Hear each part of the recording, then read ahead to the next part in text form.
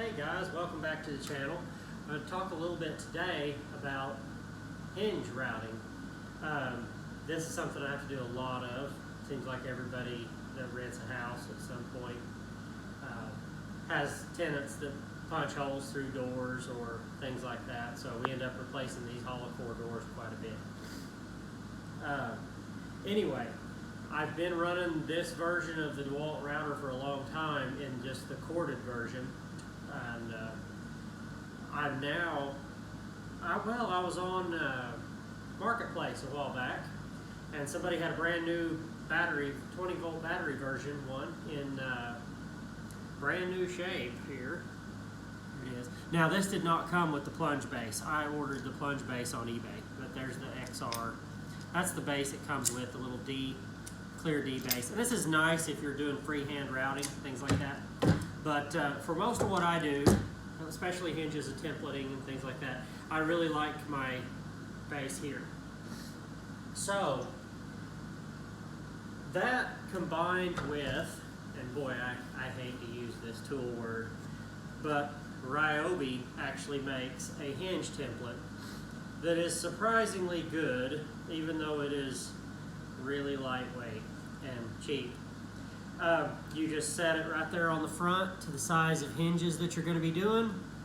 It even has little pieces you can turn in if you're going to have, if you can get where you can see that, if these pieces right here will flip over if you're going to have a rounded, a different sweep to your rounded hinges.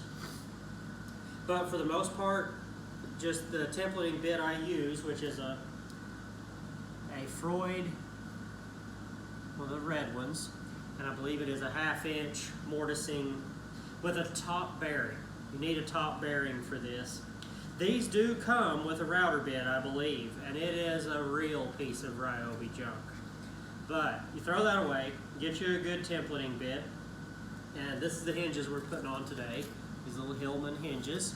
They're 3.5 inch, squeak free. So we're set on 3.5 here. You can just slide it if you have a 4.5, 4. This will do from 3 to 5 inches. So set yourself on 3.5. Me personally, on these doors like this, we just do 2 hinges. Keeps things nice and fast on most of these jobs. The door is going to be destroyed before the hinges are ever a problem. Anyway, we already know that based on the swing of this, I want my hinge barrel on this back side.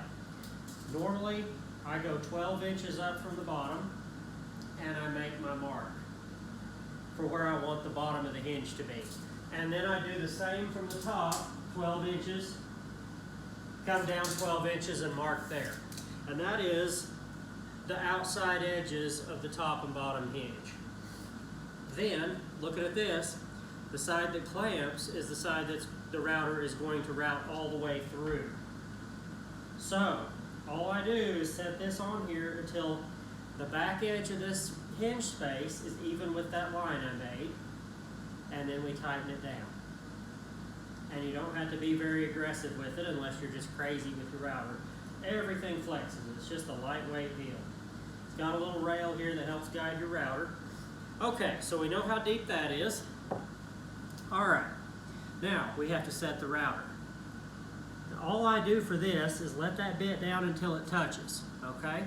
Now we're touching the tabletop here. Then we're going to need to get a hinge out. Let's get these opened up here. Normally I don't use these kind, but this is what they bought for me, so let's get them done. Alright. These have a little plastic thing inside them, keep them from squeaking or something. Okay. Anyway, you can see the thickness of your hinge plate here. All you've got to do is turn around on this side, loosen that little knob, and it has the depth rail. Lift that depth rail up, slide your hinge in, press down on it, so you be sure your hinge is not tilting or anything. When you're pressed down, tighten that up, then you push this, let your router back up, and now you are set to plunge exactly the depth of that hinge. Now what did I do wrong? I should have done it here. Instead of the tabletop, you have to go right here to get your plunge down. So we already can see I'm not nearly deep enough. I have to go set it to the to that, then set this in. Sorry about that. You can tell that's not exactly scripted. Okay, now we're set, because that's the depth to the door inside the jig, and we're spaced off the hinge to actually hit, and you can see the bit's hitting before the router. So, there we go.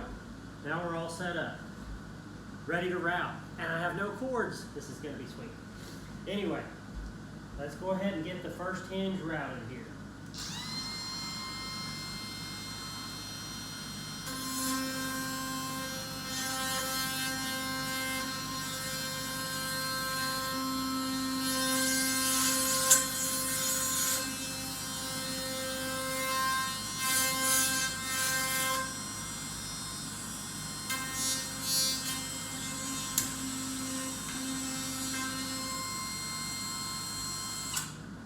Oh, it has a nice break on it too.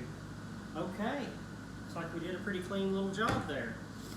All right, take off this Ryobi plate. We'll take our new hinge. Looky there. That is beautiful. Okay, I'm going to actually show you guys how that came out. There's the door, there's the routed piece, and there's the hinge. Perfectly flush, depth is correct, ready to install. Okay, so to me, that goes a whole lot better with the battery router. You don't have a cord you're dealing with, wrapping around your door, and laying on the floor and getting jammed under everything. Anyway, let's cut one more. We have our mark for the top, only this time we're going to put it on the left side of it because we want that to be the top of the hinge.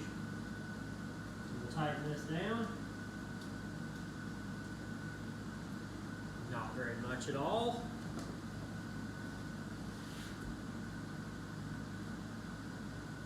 Keep her on.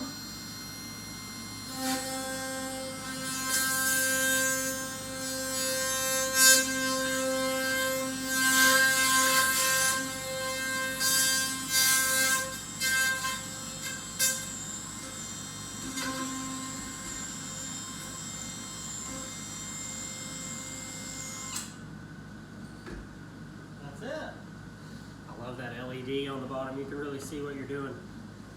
Okay, spin that off. And I like to go over the whole thing twice with the router because for some reason sometimes I tend to tilt things or something like that and it'll cause issues. Looky there, perfect fit again.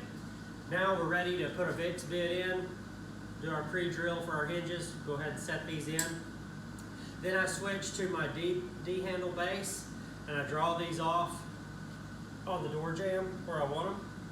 And then I freehand the door jambs. It's just easy, especially with the LEDs. And yes, I'll wear safety glasses. Sorry about that. I didn't think about it till just now. And my helper was weed eating outside and he really wanted to wear them. So anyway, don't judge me too hard for that. I do normally wear safety glasses. I have had an eye injury before and I'm fairly serious about it. But anyway, that's how this went down. This is a nice little bit of kit. I haven't run it with a small amp hour battery, but I run it with the 5 amp hours, and so far it's got all the same power for the bits that I run. And the brake is better on this. Everything is. Now, I don't know if you can even get the battery one with this base here, but whether you can or not, I want to say this base costs almost as much as the router though, but it's worth it. Once you have it, you have it. You just move on and enjoy your work. But a lot of companies have these routers now, but I'm on the Dewalt platform and the Festival platform. That's the only two I run for batteries. So for now, anyway, probably some Milwaukee in the future. But anyway, I know a lot of people have asked about how good is the Ryobi Jig. You just saw it work. You can batch out a whole house of doors in a half hour once you're set up. You can punch out 12 of these. You're looking at a minute or two per hinge once you're set up. But thanks for watching. Don't forget to like, subscribe if you're interested, and we'll try to get back to you with some more good videos soon. Thanks again. We'll see y'all on the next one.